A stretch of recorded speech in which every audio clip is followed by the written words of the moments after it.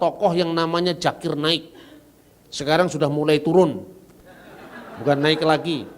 Saya tidak heran dengan Pak Zakir Naik, itu hak-haknya dia sebagai seorang pendakwah Islam. Yang saya heran itu Kristen. Kenapa Kristen kok ya bisa terpengaruh hanya orang yang mutunya serendah ini, heran saya. Loh, saya ngomong gini kan boleh toh? Saya ngomong di audien Kristen kok. Memang untuk ukuran saya dia rendah mutunya. Kemana-mana ngomong cuma lancar bahasa Inggris. Yesus tidak bicara bahasa Inggris kok. Benar apa tidak? Dia tidak mau ngomong sepotong pun kata Ibrani, Aramaik, Yunani. Kok Anda percaya coba? Artinya apa? Ketika kita bicara tentang Pangeran Diponegoro, Anda pakai bahasa Jerman yang tidak sah. Diponegoro ngerti bahasa Jerman. Anda mesti bahasa Jawa zamannya Diponegoro. Kan gitu kan? Secara budaya juga seperti itu. Maka saya katakan begini, ketika orang tanya, di mana ada ayat Alkitab yang mengatakan, Yesus bersabda, akulah Allah, sembahlah aku. Gak ada kan? Gak ada. Kristen langsung bingung. Waktu bingung, siapa yang maju ke depan mendapatkan hidayah? Ini kan parah sekali. Lalu saya jawab gini, oh ngono ya kamu gak bisa jawab sih. Gampang sekali itu, kamu tanya balik. Di mana dalam ayat Alkitab dikatakan Yesus bersabda, aku bukan Allah, jangan sembah aku. Tidak ada Pak, berarti Yesus Allah, tidak ada. Oh enggak cukup itu, ya itu juga enggak cukup satunya. Pertama dilihat secara budaya dulu.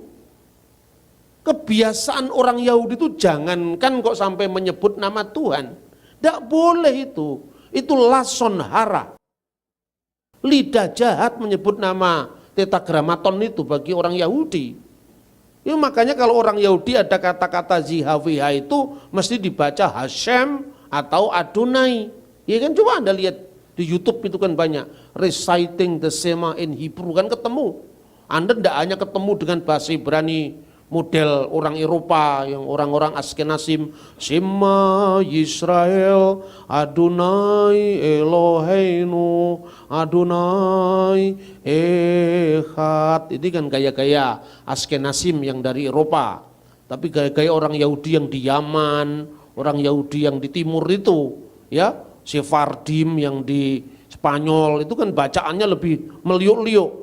Shema Yisrael Adonai Eloheinu Adonai Echad. Adonai Eloheinu Adonai Echad ini jauh sebelum kulhu Allahu Ahad. Itu suwe iki. Bukan hanya kulhu Allahu Ahad itu kan zaman abad ke-7. Adonai Echad itu jauh zaman Musa sudah ada itu. Gitu loh. Jadi pertanyaan itu menunjukkan bahwa dia awam. Jadi tidak ada orang mengucapkan kata sayalah Adonai, ini tidak mungkin, sayalah Yahweh itu tidak mungkin.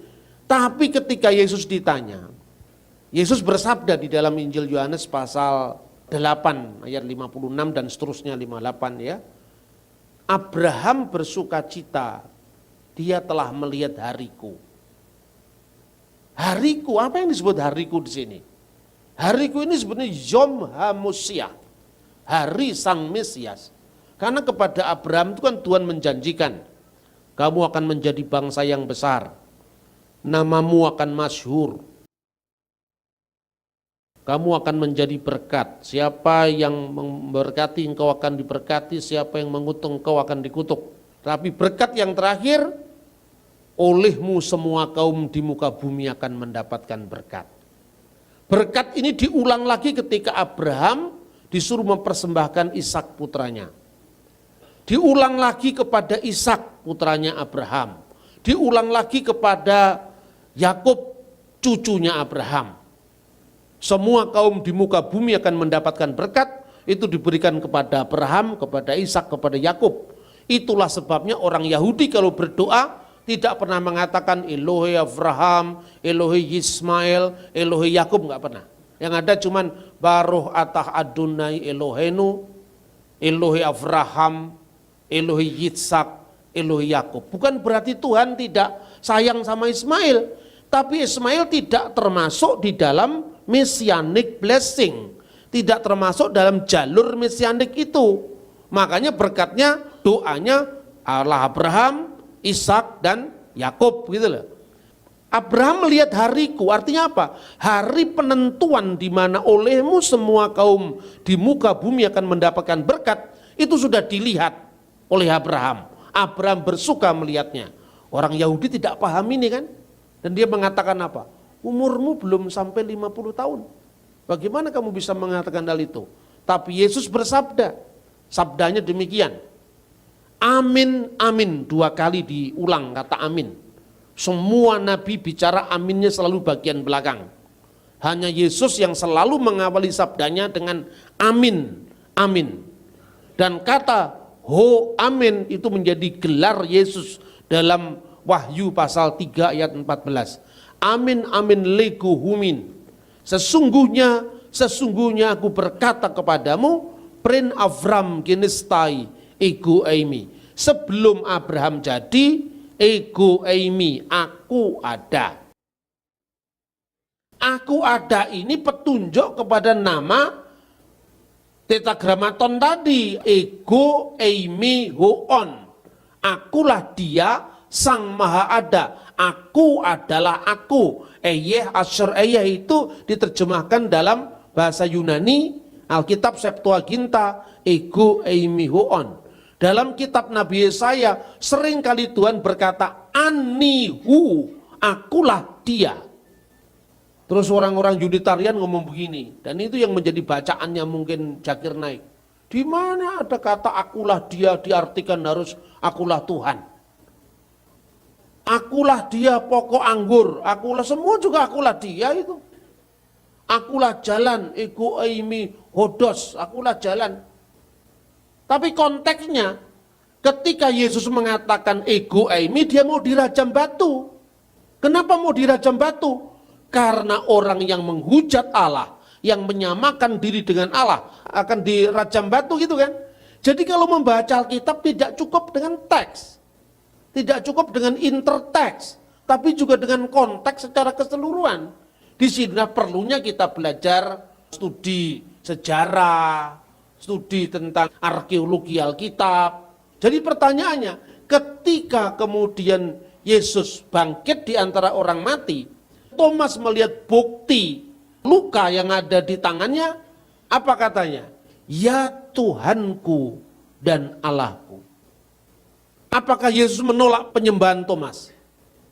Tidak, dia menerima. Berarti Yesus ya my Lord and my God. Yesus itu adalah Tuhan dan Allah. Tinggal pertanyaannya, dalam konteks apa Yesus disebut Tuhan, dalam konteks apa Yesus disebut Allah. Gampang sekali jawabannya. Sekarang pertanyaan, Yesus disebut Allah. Itu maknanya divine of Jesus Christ. The Godhead of Jesus Christ. Lahutiyah al-Masih. Apa artinya God? Apa artinya Elohim? Apa artinya al-ilah? Allah. Itu artinya sembahan. Segala yang disembah itulah Elohim. Segala yang disembah itu elah, Eloah, ya Elohim. Ya, kemudian kata itu muncul dalam semua Alkitab. Kemudian kenapa Yesus disebut Elohim? Pada mulanya adalah firman. Dan firman itu bersama-sama dengan Allah. Dan firman itu adalah Allah. Nah ini juga ayat bermasalah tidak hanya di lingkungan Islam. Di Saksi Yehova juga bermasalah. Makanya Kristen itu ya ke dalam juga pusing. Keluar tugasnya banyak. Maka jangan menambah pusing-pusing lagi kita. NRG and hologos. Ke hologos and prostonteon. Keteos in hologos. Firman itu bersama-sama dengan Allah itu. Di situ ada kata sandang, tonteon. Keteos di sini tanpa kata sandang. Keteos in hologos. Dan Allah lah firman itu. Itu kemudian dipersoalkan. Kenapa di sini tidak ada kata sandang? Berarti Saksi Yehova bikin terjemahan sendiri. In the beginning was the word and the word was with God and the word was a God, huruf kecil. Nah gini aja juga bingung. Banyak orang-orang Kristen sekarang ini kemudian jadi sekte Gumbali Mukia, itu jadi saksi Yehova. Karena kita ini kurang mikir. Mari kita persoalkan satu-satu. Saya senang sekali kalau ngomong begini. Pada mulanya adalah firman. Firman itu bersama-sama dengan Allah. Terus saya tanya, lebih dulu mana Allah dengan firman-Nya? Ini kan pertanyaan untuk awam, gampang sekali kan? Ya lebih dulu Allah, Pak. Kalau orang saksi Yehova dengan yakinnya, lebih dulu Yehuwa, Pak. Lebih dulu Yehuwa ya? Ya, Yehuwa itu maksudnya Gusti Allah kang akarya jagat, itu artinya kalau bahasa Jawanya. Oke. Nah terus kalau Allah sudah ada, firman-Nya belum ada, begitu maksudmu? Iya, Pak. Yang menciptakan firman itu siapa? Ya Allah, Pak. Allah menciptakan caranya bagaimana? Ya berfirman, Pak. Nah firman-Nya belum ada, berfirman bagaimana? Sekarang bingung tak? Dijawab. Ya terus bingung, orang biasa jawab, yang lain-lain jawab. Lebih dulu firman, Pak. Kalau lebih dulu firman, firman-Nya siapa? Ya firman-Nya Allah, katanya lebih dulu firman. Kalau lebih dulu Allah berarti ada waktu Allah sudah ada, firman-Nya belum ada. Berarti Tuhan pernah bisu, tidak maha sempurna. Itulah yang dibahas oleh Konsili Nikea. Konsili itu kan akhirnya memutuskan regula fide, pengakuan iman. Nah pengakuan iman Nikea itu tahun 325. Baik Bapak Ibu Saudara, saya sebagai seorang Kristen sangat-sangat tertarik dengan pola pendekatan yang dilakukan oleh hambanya, Dr. Bambang Nursena. Beliau merupakan salah seorang dari sekian banyak pembicara Kristen yang melakukan pendekatan sangat kontekstual ketika berdialog dengan saudara-saudara kita dari kalangan Islam. Dr. Bambang Nursena adalah salah seorang yang mampu untuk memberikan jawaban atas kesalahpahaman dari orang-orang yang berkeyakinan lain secara khusus dalam konteks Islam Kristen. Ada banyak ulasan-ulasan yang sangat bermutu disampaikan dengan lugas oleh Dr. Bambang Nursena terkait dengan kesalahpahaman dari saudara-saudara kita Islam mengenai doktrin ajaran kekristenan, sampai kepada hal-hal yang substansial, hal-hal yang basic dan mendasar dalam doktrin dan ajaran kekristenan. Misalnya, menjawab kesalahpahaman tentang Allah Tritunggal, ketuhanan Yesus dan keilahian Yesus. Demikian juga mengenai Yesus lahir 25 Desember itu bukan memperingati Dewa Matahari yang tak terkalahkan. Masih banyak lagi topik-topik yang lain. Bapak Ibu Saudara bisa menyaksikan itu di channel beliau. Umur channelnya belum begitu lama, tapi sudah sangat luar biasa subscribernya. Kita bisa melihat dari komentar-komentar yang dituliskan. Betapa banyak orang yang dicerahkan, ribuan bahkan mungkin puluhan ribu orang yang dicerahkan lewat pengajaran-pengajaran yang berlandaskan Alkitab atau kitab suci dan juga fakta-fakta historis atau fakta-fakta sejarah. Saudaraku yang dikasihi Tuhan, dengan bobot yang sedemikian rupa dan pengalaman yang sedemikian banyak, saya pikir ketika Dr. Bambang Nursena memberikan komentar terkait dengan siapapun, termasuk dalam konteks ini, terkait dengan penceramah atau pendakwa Islam yang sangat populer dan terkenal, yaitu Dr. Zakir Naik, menurut saya sangatlah tepat. Saya melihat Dr. Bambang Nursena ini tidak pernah asal bunyi, tetapi memiliki argumentasi atau alasan yang sangat kuat karena pakai data historis atau sejarah dan juga bertitik tolak dari Alkitab atau firman Tuhan. Saudara dikasihi Tuhan, beliau berkata bahwa Dr. Zakir Naik sekarang sudah mulai turun, tidak naik lagi. Memang nada yang sama juga saya sampaikan kepada kita saat ini. Saya tidak tahu persis akar persoalannya, apakah ada tersangkut dengan hukum atau tersangkut dengan yang lain. Saya tidak tahu persis, karena tidak mendalaminya secara khusus. Tapi memang kelihatannya sudah jarang ada ceramah-ceramah terbaru dari Dr. Zakir Naik. Dari apa yang saya baca, sekaligus akhirnya menimbulkan sebuah pengertian bahwa Dr. Zakir Naik ini adalah murid kesayangan dari almarhum Ahmad Deedat.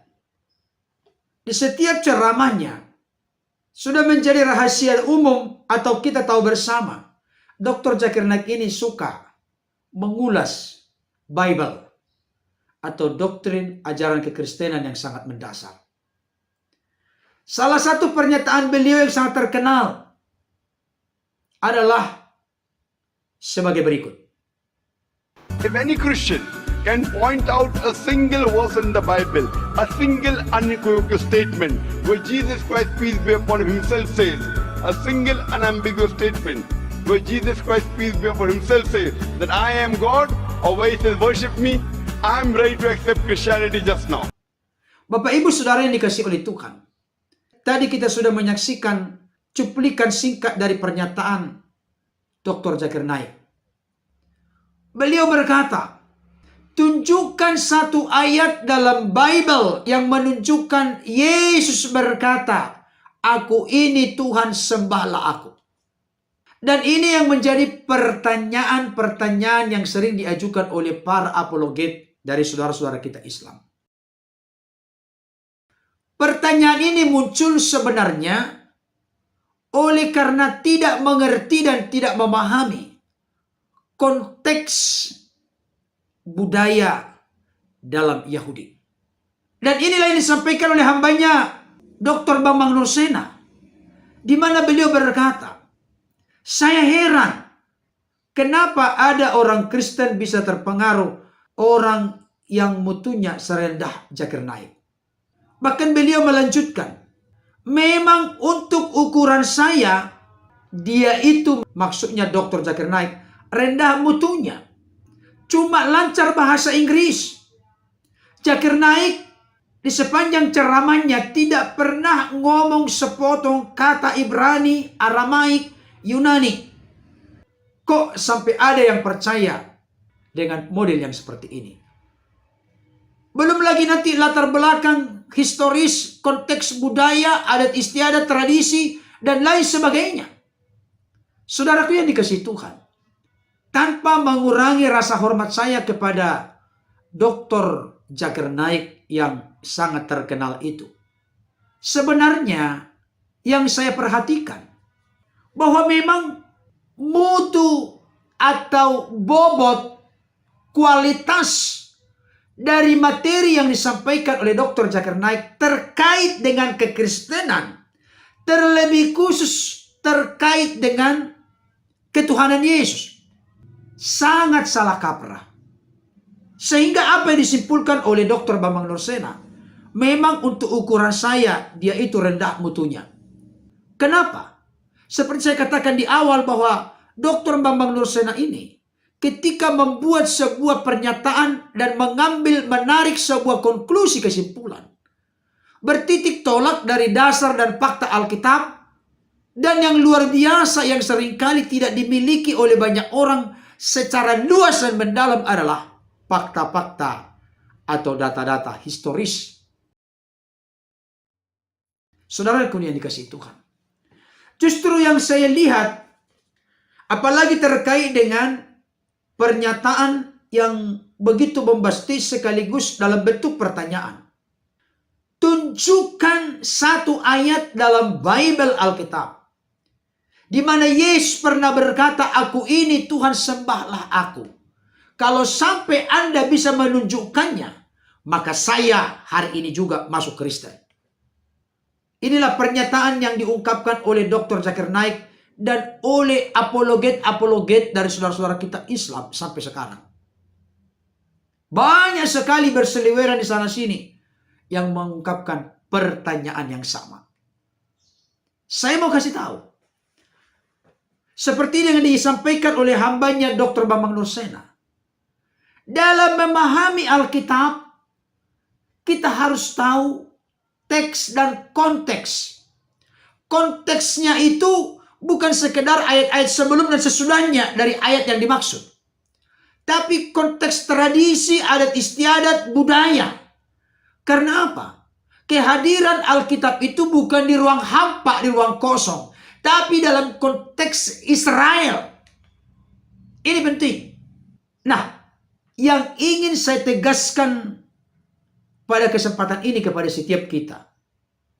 Titik terlemah yang sering terjadi adalah orang sudah punya opini dulu, sudah punya kesimpulan atau konklusi dulu, bahwa Yesus itu manusia. Yesus itu hanya nabi. Yesus itu hanya utusan. Maka dicarilah cara-cara, dicarilah argumentasi, baik itu bertitik tolak dari Alkitab maupun dari sumber-sumber lain. Ya mungkin buku-buku yang mengaku karangan Kristen, tapi sudah sebenarnya merupakan bidat atau kelompok-kelompok yang telah menyimpang dari ajaran kekristenan yang inti dan sebenarnya.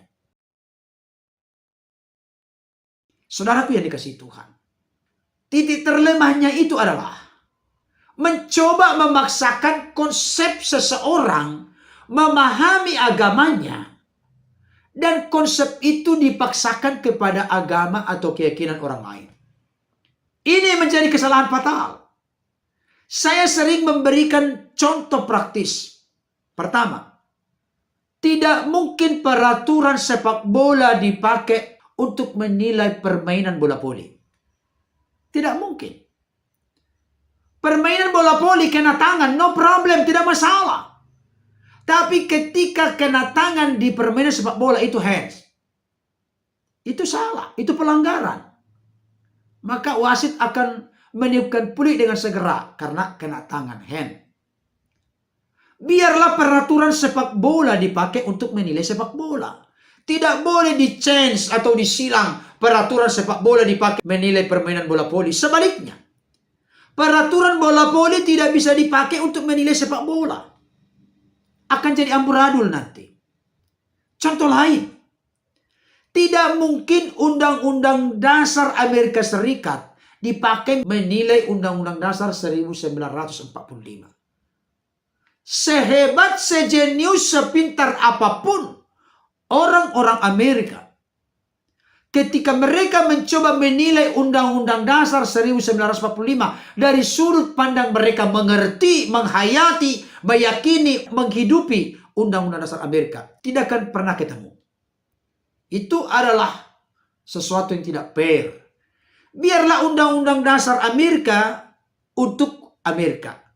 Dan biarlah Undang-Undang Dasar 1945 menjadi undang-undang yang dimengerti, dinapasi, dihidupi, diyakini oleh warga negara Indonesia. Sepintar sehebat apapun orang Amerika, adalah hal yang tidak wise, tidak bijaksana ketika mereka menilai Undang-Undang Dasar Indonesia dari sudut pandang mereka mengerti, memahami, meyakini, dan menghidupi Undang-Undang Dasar Amerika. Saya pikir ini perlu konkret. Saya pikir ini perlu jelas, perlu serius dan tegas. Inilah yang menimbulkan kesalahpahaman di antara agama-agama yang ada. Selalu berupaya menilai agama orang lain dari sudut pandang dia menilai agamanya. Bahkan yang lebih sering terjadi, bersikap sangat kritis kepada agama orang lain, tapi tidak bersikap kritis kepada agama sendiri. Di sisi lain ada juga yang menerapkan standar ganda. Ketentuan ini hanya berlaku untuk agamamu, tapi tidak berlaku untuk agama saya. Atau ketentuan ini hanya berlaku untuk agama saya, tapi tidak berlaku untuk kamu. Jadi ada sesuatu yang miss, sesuatu yang salah di sini. Oleh karena itu saya juga memberikan penegasan. Memang kalau kita mendalami doktrin ajaran kekristenan dari sudut historis sejarah, bahkan bertitik tolak dari penggalian eksplorasi Alkitab secara baik, benar, dan bertanggung jawab. Saya setuju dengan apa yang dikatakan oleh hambanya Dr. Bambang Nursena. Bahwa Dr. Zakir Naik itu memang mutunya rendah. tidak menguasai bahasa Ibrani, Aramaik, Yunani, tidak tahu konteks budaya, adat istiadat, tradisi. Padahal Alkitab ini ditulis dalam ruang itu. Bahkan orang-orang yang menuliskan Alkitab ini adalah orang-orang yang berlatar belakang Yahudi, Israel. Jadi kalau kita mengambil sebuah konklusi kesimpulan dengan menabrak konteks adat istiadat, tradisi, bahkan budaya Yahudi, orang Kristen menganggap orang-orang seperti itu adalah orang-orang yang memang mutunya rendah. Kelihatannya dengan kelancaran berbahasa, dengan kepintaran berpidato, berceramah, kelihatannya begitu meyakinkan, bahkan membuat banyak orang takjub dan terpesona. Tapi bagi orang-orang Kristen yang sudah mengerti doktrin ajaran kekristenan secara baik, benar, dan bertanggung jawab, maka apa yang disampaikan sebenarnya sesuatu yang tidak bernilai, tidak bermutu, atau tidak berkualitas. Kiranya ulasan yang praktis sederhana ini dapat menjadi berkat bagi kita. Tuhan Yesus memberkati. Amin.